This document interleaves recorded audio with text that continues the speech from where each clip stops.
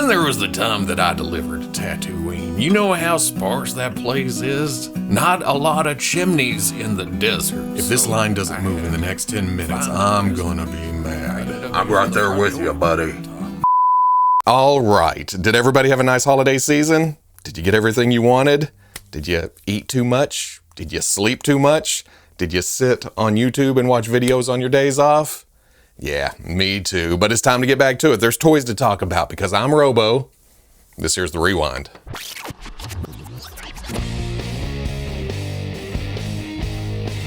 Let's start this episode with some Bandai SH Figuarts My Hero Academia teases. Some Ghosts of Action Figures future, if you will. I'm gonna admit, it took me way too long to realize that this was actually a prototype behind a frosted panel with a backlight. To be honest, I don't know what I thought at first. I was just seeing the outer silhouette, and my brain refused to see the inner shadow, the dark part. But once you get in closer, you realize, oh wait, maybe that is a grayscale figure back there. Doesn't really matter. The only guess I had was Endeavor, and I wasn't even sure about that, but it seems the general consensus here is it's Armored All Might from Season 7. As I've mentioned more than a few times, I am behind on My Hero, so I didn't even know Armored All Might was a thing until I started seeing comments. It's still a little hard to match up the shoulder pads and the shape, but again, it's also really hard to see anything at all. But it makes sense, Bandai is going after those Season 7 looks. Some aren't that different, they're very recognizable, there's just some tweaks to it, but here, it's a complete overhaul. See what I did there?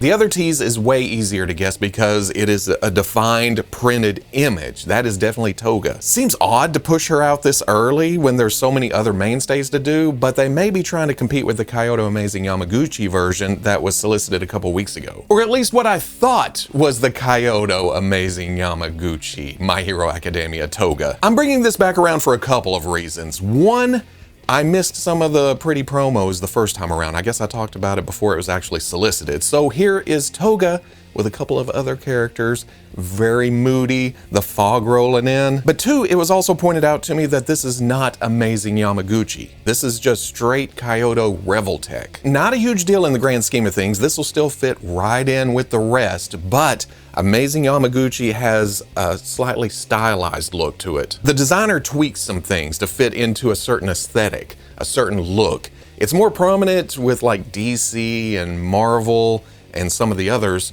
but with My Hero Academia, it wasn't super noticeable. But that does explain why my initial thought about this figure was, well, it looks like it jumped right out of the screen because it doesn't have that stylization. It's not being put through the Yamaguchi filter. And going back through some of the recent releases, this isn't the first one to stray off that playing field. Aizawa, All Might, Bakugo, Dabi, Endeavor, Hawks, Kirishima, Midoriya, Shigaraki, and Todoroki were all Amazing Yamaguchi. But Uraraka, Mirko, and now Toga are standard Revoltech releases. And after reading those lists, I'm realizing that it's the males that are Amazing Yamaguchi and the females are Revoltech.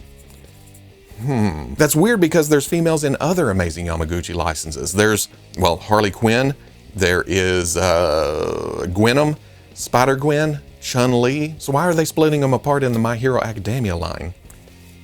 I don't know. Either way, still looks good, but there is about to be some competition. So it's up to you. Something that is Amazing Yamaguchi is the Street Fighter 6 Luke. And hey, guess what? I have no clue who this is. If it wasn't for the titles and the logos, I wouldn't even realize that this was from Street Fighter. But I'm not gonna say anything about the popularity of the character or like, why did they choose this over some of the old guard? Because I made that mistake with Jury and boy, was it wrong. Haven't seen you in a while, buddy. Come out here and demonstrate what it was like. Boo!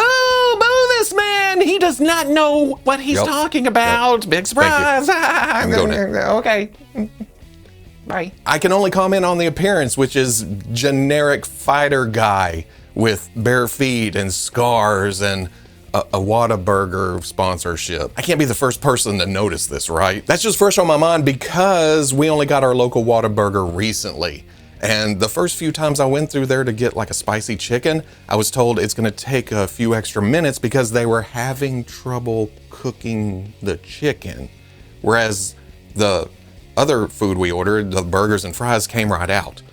And I thought, well, You got something that produces heat in there that can cook the chicken? Now, I don't know what goes on behind the counter, okay? I'm sure chicken is a different temperature or time than hamburger or something. But to just tell that out the window at a new location, just like, hey, we're having trouble cooking that chicken. You sure you want it? And I was like, yes, please, because I'm a good consumer and I really want chicken. And so it was still good.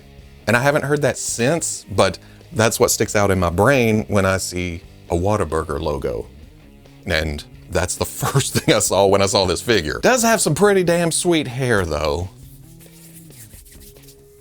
That's all I got. That segues nicely into the best Widow's Peak going, the Mezco 1/12 Collective Doc Savage. Now, I'm not an expert on this character, but I know of him and his pulpiness, and that always translates nicely into 1/12 Collective. They're meant to have baggy plain clothes, and in this case, with the ripped shirt option, that's right up Mezco's alley. The jodhpurs are very jodhpurry. I've never seen this, what are they calling it, special pulp cover portrait before. But man, the super science weapons and gadgets of yesteryear makes it right at home with the rest of the Rumble Society. The picture with the shadow is awesome, but now I'm imagining Doc Nocturnal popping up in the background just, hey guys, what's going on? We're going out and do some pulp stuff? That universe just gets bigger and bigger. I will say it's not the most flashy of releases. It's kind of like a warm hug. It's familiar, it's comfortable, but that doesn't make it any less awesome. The Fresh Monkey Fiction Big Bad Workshop Soldiers of Fortune figures that were shown at Joe Fest over the summer,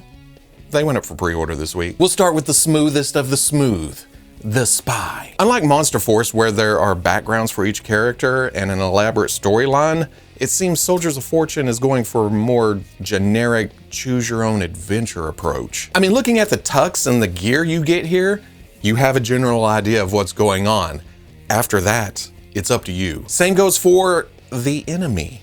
Wild guess here, but I'm thinking that this is the Spy's antagonist. Maybe. It looks like you'll be able to spruce up other toy lines with the accessories too. Again, if you throw that hooded head on maybe a leader of a terrorist organization from, say, I don't know, G.I. Joe or something, then hey, that's your prerogative. What you do in the privacy of your own home is nobody's business. Or maybe pad out your Marvel forces with the Close Combat Operative, who comes in different flavors. I'm codenaming this one SE. This one can be DP, and I dub the Banana. Come on, man, how about you give me a portion of that stolen cash? This banana doesn't split. Get it? Banana, split. Before I dig that hole any deeper, there's also the Saboteur, who seems much more specialized. Finally, there's the Jaguar Brigade Specialist, who brings in some familiar design elements from another popular franchise. You can't get this one by itself, though. It's only available if you buy the whole wave as a set. But doing the math, which is what, $37.99 a piece, $227.99 for that set, the Specialist is free. And that's not bad considering all the goodies that it comes with, considering all the goodies that most of the figures come with. That can be done because of the reuse, not only within this wave, but with some of the Monster Force releases too. If you're interested, as always, the link to Big Bad Toy Store is in the description. While you're on BBTS, don't forget the pre-orders for the newest Fresh Monkey Fiction and Arlen Pelletier Naughty or Nice collection. There's a little under 50 days left on the campaign, so there's time to make decisions, but those decisions have no bearing whatsoever on your wallet until over a year from now. There's no money taken until they ship, so there's no risk to throw your pre-orders in now to get them past the goal, to get them into production, and then take 12 months to think about it. Save $1 a day and you could pay for every item included in this new collection for less than a cup of coffee. Oh man, I'm flashback to late night commercials back in the day. The reason I'm bringing this back up is they showed new renders of Santa and one of the kids in the sleigh, and man, that looks awesome. It looks amazing. They also show that a child fits in Cramputar's basket, so that's fun, you know, in case the kid was naughty that year. Bye. As I'm recording this, the sleigh is well on its way to being funded. The children are about halfway there, and then the centaurs are struggling a bit. But like I said, a little less than 50 days. We'll see how this goes. Might as well call this the Big Bad Toy Store segment, because they also have the Plunderlings Plunder Strong Tinker Skiff up for pre-order. Nothing like some blue and a gray beard to class up the Plunder Strong ranks. Oh, and don't forget a peg leg, an arm cannon, and a shiny captain's hat. One day we're gonna need need a big old pirate ship to fit a strong, a couple of longs, and then a crew of plunderlings to swap the decks all the live long day. Until then, I'll just be happy with them in random displays, just causing mischief. Wait. What are you doing? Hey, stop that, stop. Something I didn't expect to see as I was walking out here is the Hiya Toys, I always forget these, Exquisite Super Series Judge Dredd, Judge Fear. Then I had to go back in the house and look it up. It's been almost 3 years since the prototype for Judge Fear was shown. I think that was directly after the license itself was announced. Well, I think they were doing 1/18th scale, and then it was like, hey, we're gonna do 1/12th scale. Or was that at the same time? And then they've ran off with the 1/18th scale, and the 1/12th scale is kind of struggling behind. Dredd's released, Death is on its way, and now they're showing Fear. I think, I haven't been keeping track. And this is essentially what we saw back then, but they have tweaked the paints a little bit. The helmet's the most noticeable, way lighter, but then the greens are also toned down. Also, surprise eyeball face when you open up the helmet flaps, that's pretty gnarly. Saying all that, I still don't have any experience with Hiya Toys. Dredd was tempting, but I couldn't get over the boots. I knew they were going to be hindered because there was no gap, there was no cut, and that's a deal breaker for me. Ankles. Seems like that wouldn't be a problem here with his exposed tootsies down there. And then a lot of the other offerings have been baggy clothes when it shouldn't be as baggy as they are. So I've passed on everything. And I'll probably do the same here, just admire it from afar. But if you have the Mezco Judge Dredd or the 3A, or the Hiya Toys, this should fit right alongside those. Did 3A do a Fear? Again, I haven't been keeping track in a while, so either way, here's a new Fear. Finally, let's finish off this episode with the monthly Medicom MAFEX pre-orders. We're going over Megan first because, big surprise, I have only a passing knowledge of this character. I haven't seen the movies, I haven't seen any clips. All I get are some Chucky vibes from this. Maybe brought into a new era, more technologically advanced, something, and I don't know, more sophisticated perhaps? I don't know, I'm just talking out of my ass. But you know me, I'll go through some reasons on why I should buy a figure before going, nope, I don't need it. And here my first thought was, well, maybe I could make this into a modern Marvel LCD. And then I could cook up a custom Albert and then go from there. But the more I look, the more it is unmistakably Megan. I mean, you replace the head and the dress, and at that point, you might as well use any base body because you're gonna cover it up again. In my defense, this is way cheaper than going back and getting that NECA Bioshock 2 little sister. Because looking at those 2-packs on eBay, whoo, those got pricey. I remember having that same LCD idea every time I would pass her at Toys R Us back in the day, and I never picked her up. And now I'm like, ooh, it'd be cool to have that pair on the shelf, but I don't. So nope, I don't need Megan. The Medicom MAFEX Marvel Spider-Man No Way Home new red and blue suit had a lot more of my attention. At first it was like, hey, didn't we already get this? And we have, from other companies, SH Figuarts, Marvel Legends. As usual, Medicom took their sweet time and waited 3 years before showing this figure. In most cases, that would mean an extra layer of movie accuracy. I mean, it better mean that because they waited 3 years, but I don't think that's the case here. I've always thought of the final swing suit as being, well, not plain, but plain compared to other MCU characters. Not near the amount of panel lines and mix of textures as other heroes or previous Spider-Man costumes, but still a super suit. Granted, that scene in the movie is very cinema grade. It's very motion blur. It's very lens flare, but I don't think it shared a lot of elements with the upgrade suit. Putting those side by side, Medicom didn't reuse the sculpt. It's really obvious with the reds and bringing that down the arms, but then they kept the beats with the darker parts. There's the panel lines around the crotch area and then the differing directions for the textures. It's the same layout, but they changed the angles in place. So yeah, it's not the same sculpt, but they kept the same concept. Also toned it down a little bit, except on the inner arms. That's really heavy ribbing going down. And it may have been part of the suit. Again, I can only go by other figures. The Figuarts and the Legends is pretty smooth, but then the Hot Toys does have some design work going down the torso in the blue. and then some stripes on the inner arms, but not full-on sculpted detail. So I don't know which one's the most correct out of all these options. I just feel like the MAFEX is the most off. I mean, as soon as I saw it, I thought, wait, is the extra detail supposed to be there? Maybe I'm wrong. Maybe this is what it does look like, and Hot Toys and Hasbro and Bandai and whoever else has made one of these got it wrong. It's gonna come down to your personal preference. Pick your company, pick your articulation, pick your details, pick your price point, enjoy your purchase, life goes on.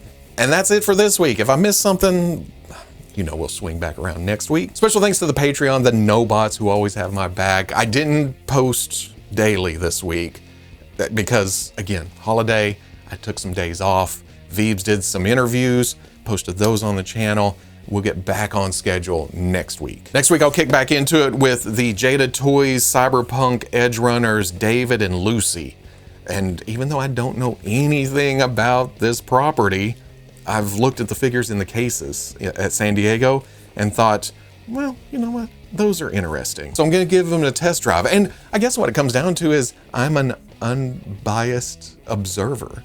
I'm just looking at them for the sculpt, the articulation, the paints, and the soft goods. And there has been times I've looked at stuff and went, oh, okay, now I need to watch what's going on. It doesn't happen often, you know that. But sometimes it has worked. That's what happened with My Hero. The toys came out, I got interested, and I watched up to a certain point. Again, I'm still behind. I also have the Robo skull to look at, so that may be Thursday if something else doesn't pop up. But I'm definitely cracking this open, taking a look sometime soon. Because, I mean, they named it after me, right? This isn't based on anything else. It was like, hey, we like Robo. Let's make a toy of his skull. So yeah, I think that's it. I have some custom kits coming. I have one in the mail right now. It's gonna be awesome. It fits right into the theme, the era of the nanny kit that I built a couple of weeks ago that I can't shut up about, that I keep bringing up because it makes me so happy. But then there will be 2 more kits after that that also fits into that same exact display. Once you get the snowball going, you just want it to build and build and build and build, and a big old avalanche coming at you with toy goodness. Anyway, enjoy the rest of your weekend. Have fun, play with some toys, make some customs, try some paints, buy some supplies. Fun. Remember, fun. Bye. And then there was the time that I delivered to Tatooine. You know how sparse that place is? Not a lot of chimneys in the desert, so I had to find the best ways. I ended up using the front door a lot of the time, and that's not very Santa Claus-like, but I did it, because just to see the joy on them boys' and girls' faces is worth it. But then I went to Coruscant one time, and their chimneys are huge. Do you know how tall them buildings are? And the whole purpose of a chimney is to be slightly taller than the building, so there I was, pondering on how I was going to get down this chimney, and then I couldn't find my way down, so I ended up using the front doors. In fact, you know what, now that I think about it, I use a lot of front doors. It's just more practical that way.